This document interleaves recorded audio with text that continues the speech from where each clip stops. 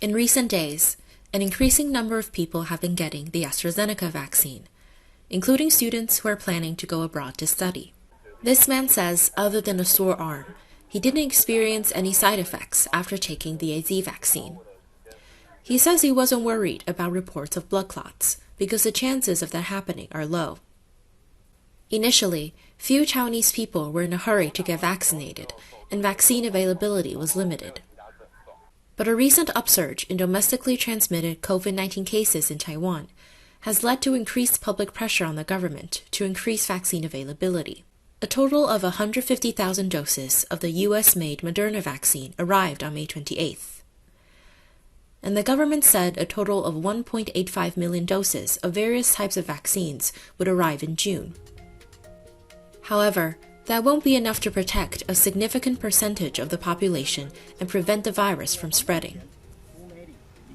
A Taiwanese vaccine maker says it has nearly completed the second stage of clinical trials involving 4,000 people, and that its vaccine could become available as early as July.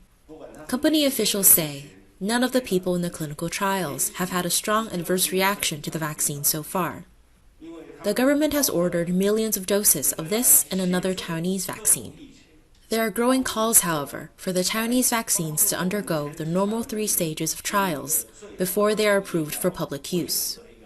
After the outbreak of locally transmitted cases in late April, China's Taiwan Affairs Office said China was willing to provide vaccines to Taiwan, of the kind Taiwan wants, but Taiwan's government has rejected the offer and snubbed the Chinese distributor of Germany's Pfizer-BioNTech vaccine, which had offered to make the vaccine available to Taiwan. President Tsai Ing-wen insists Taiwan prefers to buy vaccines directly from their makers to ensure they are safe. She has accused Beijing of scuttling Taiwan's plans to do so.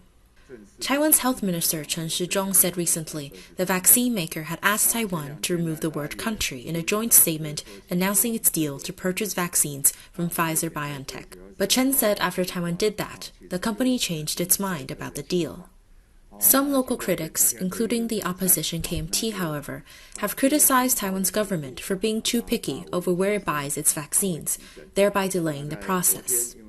Taipei and Washington have enjoyed closer relations in recent years, and some Taiwanese had hoped the U.S. would prioritize Taiwan in giving out vaccines to other countries. But departing AIT Director Brent Christensen said in his farewell remarks that the U.S. has confidence in Taiwan's ability to contain the recent COVID-19 surge, and suggested that given its relatively low caseloads compared to other countries, Taiwan may not be a high priority in the U.S.'s program to send vaccines overseas. Taiwan's government says it has now purchased a total of 30 million doses of vaccines, enough to vaccinate about 60% of the population. It has said 10 million doses will arrive by August, and that there's no need for local governments to try to buy vaccines on their own. But as some organizations are planning to anyway, it insists all vaccine purchases must be approved by the central government. However, the next few months could be a test of Taiwanese people's patience and the ability of the government to keep COVID-19 cases from rising further by ensuring everyone adheres to epidemic prevention measures while coping with school and business closures. CNA, Taipei.